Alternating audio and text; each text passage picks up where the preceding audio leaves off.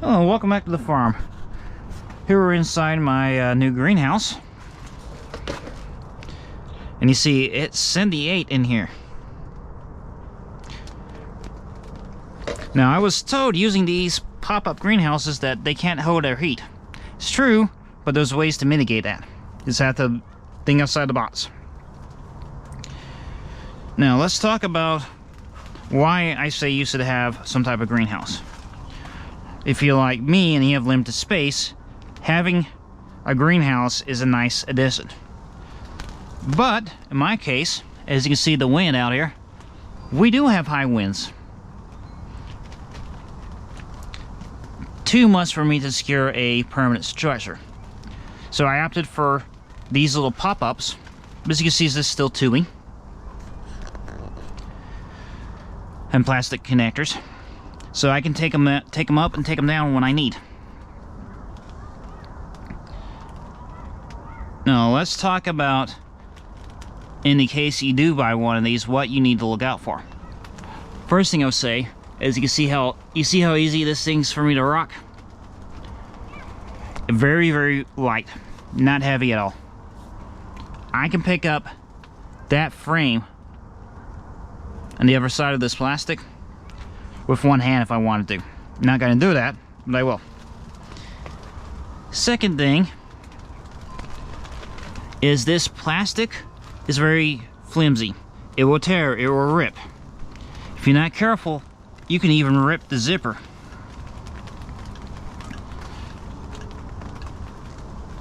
So you do need to protect it. And you don't want any open areas for the wind to get in. So you know, you've noticed I have a bunch of rocks, bricks that are laying on the plastic. Some people will actually put, say, like a plastic bag or something they can put over the plastic, keep it from ripping. That's perfectly up to you. A lot of people will put these under an area that's more sheltered, which is a good idea. I just don't have that option. So let's now talk about ways you can secure the unit. You can't really see it here. It's more present on my other one.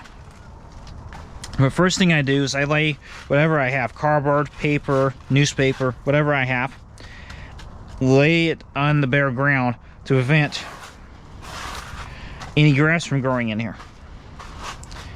Second thing is I will put landscaping pins. And I don't know if you can see it, but you can see what looks like little staples running around that running over greenhouse. And I have them going all over the base of the frame. That will add some more stability to the frame because now it's harder for it to be lifted up. Third thing I do is I will lay a bunch of rocks. This is a twofold thing.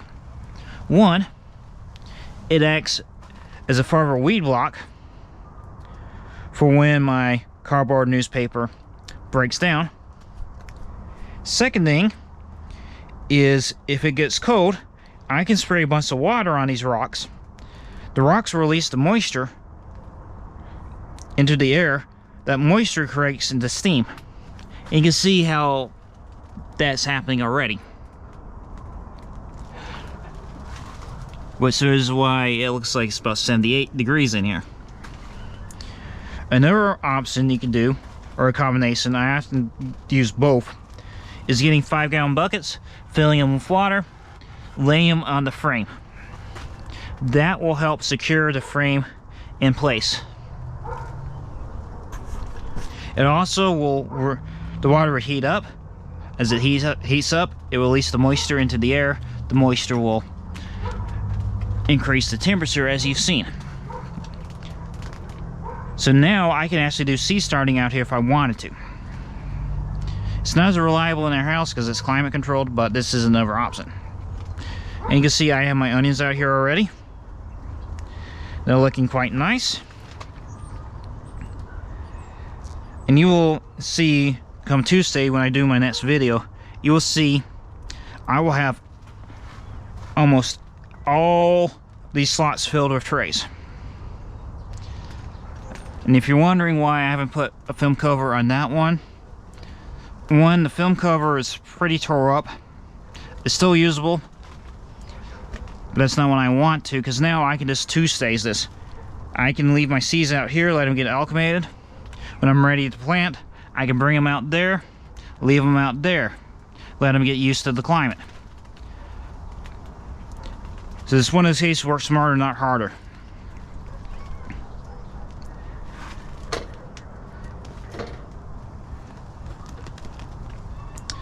And that is it for the video.